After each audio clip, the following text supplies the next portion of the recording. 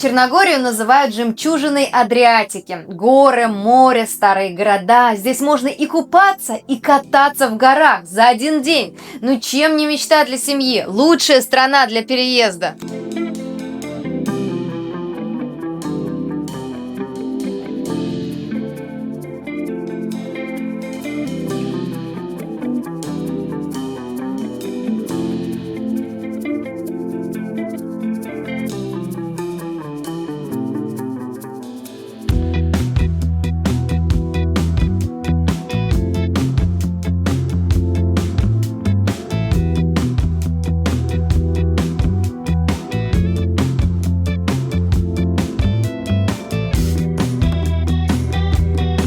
Это действительно рай для туриста и фрилансера без детей. Но если смотреть глазами родителей, все не так радужно. Для семьи с детьми это реальный вызов. Но ведь здесь есть бесплатные школы, дети быстро учат языки, а жить у моря – сплошное удовольствие для семьи. Бесплатные школы есть, но уровень образования слабый. Программы устаревшие, мотивация учителей низкая, часто не хватает оборудования. Для серьезного будущего детей этого мало. Есть международные школы, но это очень дорого, сравнимо с Западной Европой. Цена от 6 до 15 тысяч евро в год. Далеко не во всех городах, а не только в крупных городах. Мест мало, списки ожидания. Вывод: образование возможно, но дорого и ограничено. Ну а климат супер, море, солнце, дети меньше болеют.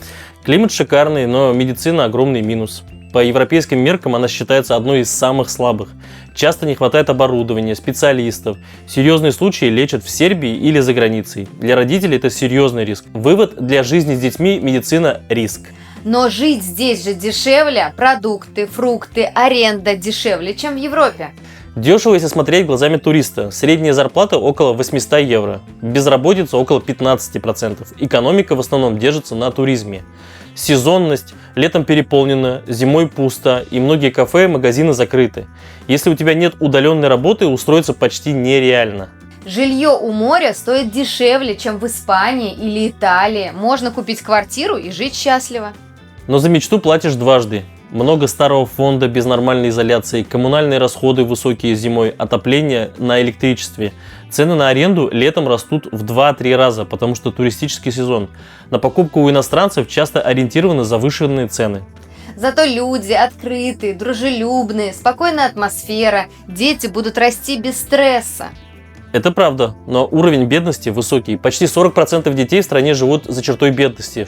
Это значит меньше кружков, секций, детских активностей, меньше перспектив для развития. А еще здесь тишина, нет мегаполисов, все рядом. Да, но инфраструктура и сервисов нет. Дороги и транспорт хуже, чем в соседней Хорватии. Бюрократия тяжелая, без переводчика сложно. Интернет и доставка работают хуже, чем в Европе. Многие товары приходится заказывать из Сербии или Хорватии. А жить здесь просто. Можно открыть фирму и получить ВНЖ. Можно, но ВНЖ по бизнесу надо подтверждать активностью компании. Получить ПМЖ минимум через 5 лет, гражданство через 10 лет. Страна еще не в ЕС, и перспективы вступления не ясны. Для семьи это значит, что будущее детей ограничено границами маленькой страны. Значит, Черногория рай для туристов, айтишников и фрилансеров без детей. Но не для семей, верно? Да, для отдыха идеально, для зимовки супер, но для долгосрочной жизни и будущего детей слишком много рисков и ограничений. А вы могли бы переехать в Черногорию с детьми? Делитесь в комментариях. Подписывайтесь, дальше мы расскажем про страны, которые реально дают будущее семьям.